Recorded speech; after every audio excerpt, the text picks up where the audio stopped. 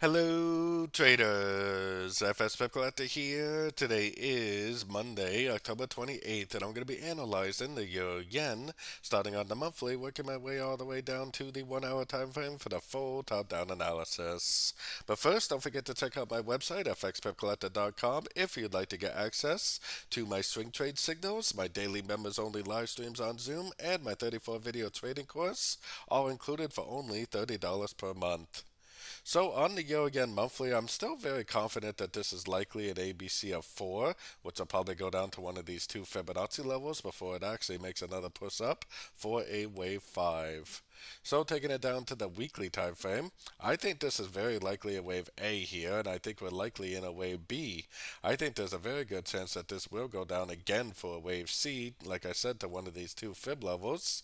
I think it's all an ABC of 4, and once this ABC of 4 is over, it should continue up for a wave 5. Keep in mind this is a weekly time frame pattern, which means it's going to take many months to play out.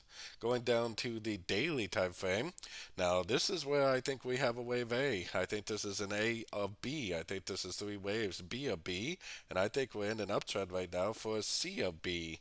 I'm looking for a break of structure to the downside at one of these Fibonacci levels, which we don't have yet. So really, we have to keep in mind that this could easily just keep on trending up. Taking it down to the 4 hour time frame. On the 4 hour time frame, my level for the break of structure telling me that the trend is over is right here. If it does decide to go down and break and hold below this structure, that tells me that the wave B is likely over and we're likely in a brand new downtrend for a big wave C. Until we actually get this break of structure, we have to keep in mind that this move down could be a correction to this last wave up, and it could easily, and maybe even likely continue the uptrend. So taking it right down to the 1 hour time frame. On the 1 hour time frame, I got my Fibonacci retracement on the whole last impulsive move up. If this move down just keeps on going like this and eventually it breaks and holds below structure, then like I said, that will confirm to me the way B is over, and I definitely at that point will start looking for shorts in a downtrend.